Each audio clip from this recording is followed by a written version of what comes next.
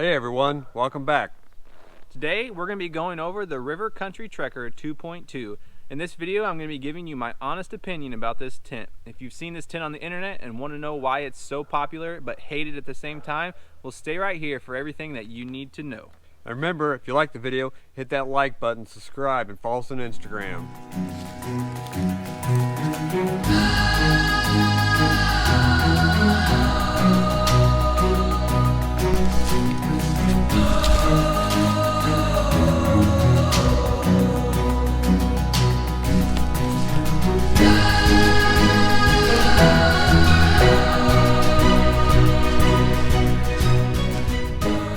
Stoneface! It's tent review time! Hey man, get your own tent. It's only 60 bucks.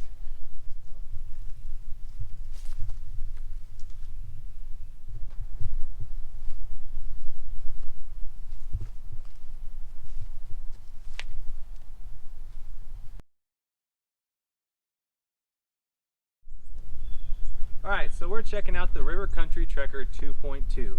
This tent weighs about 3 pounds. It has a 5x7 bathtub and it uses trekking poles for the support of the tent. It does not come with a ground sheet, so I went to my local hardware store and got some just plastic sheeting. It's a 0.2 millimeter, works great, lightweight, weighs almost nothing. So first thing we need to do is throw down our ground sheet.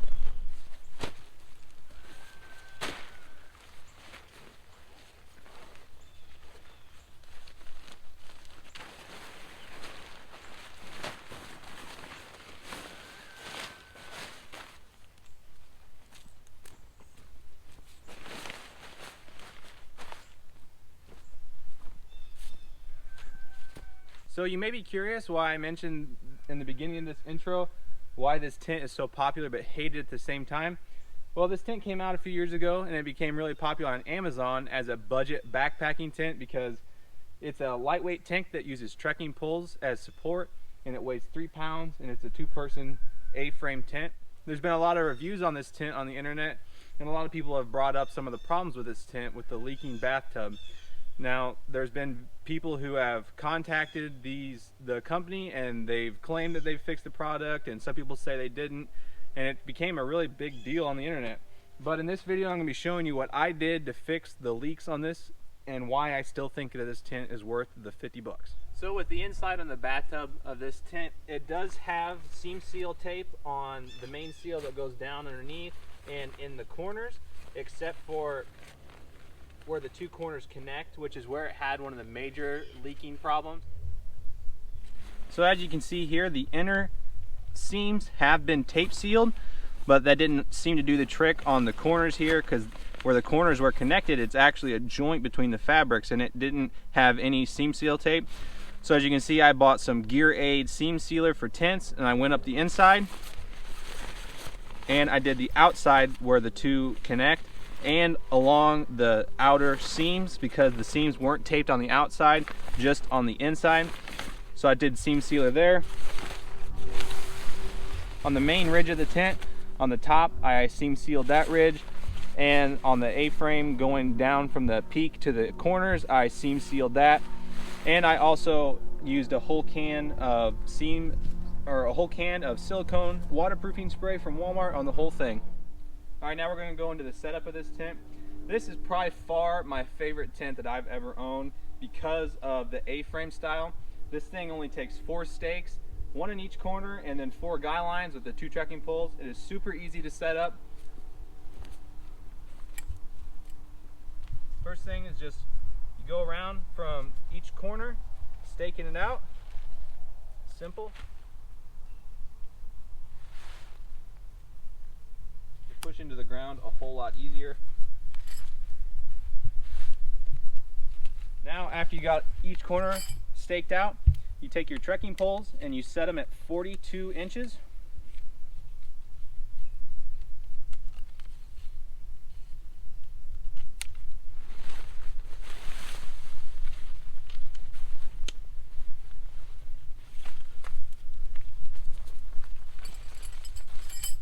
Take the already attached guy line, pull them out. Take your other trekking pole, set it at 42.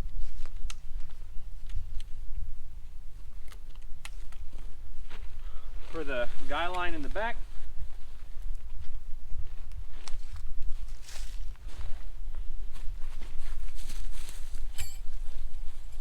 I really like these nice bright orange guy lines that come pre-attached to the tent. For the last two, we have them right here on the sides, which holds out the vents. One more on the other side. It's the same as the other. And then do a little adjustment with the bathtub stakes.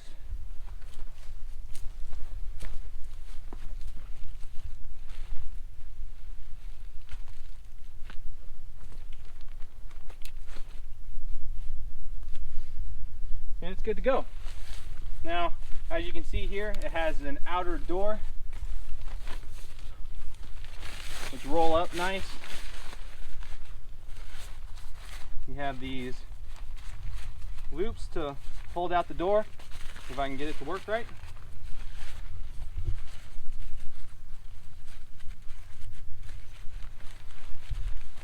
Has the nice inner mesh doors to keep the creepy crawlies out at nighttime. One thing to remember with this tent is I always, on this trekking pole for the entrance, I usually set it off to the side a little bit so you can crawl in and out a lot easier. As you can see inside the tent here, there is a mesh all the way on each side. It's 5x7 bathtub, very roomy, nice and tall, about 42 inches. Easily to sit up in, lots of room to change. It says it's a two-person tent, but I use it as a one-person tent and I think it works great. On the sides here, you have these walls of the tent with this guy line that hold them out and allows for a lot of ventilation. Another thing I did when I seam sealed this tent is this area right here where they attach the guy lines.